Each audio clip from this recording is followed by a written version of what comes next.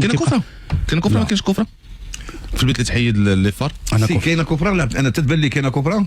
علاش؟ باسكو البحيري كان يمكن له يوصل يمشي يجيب الكره.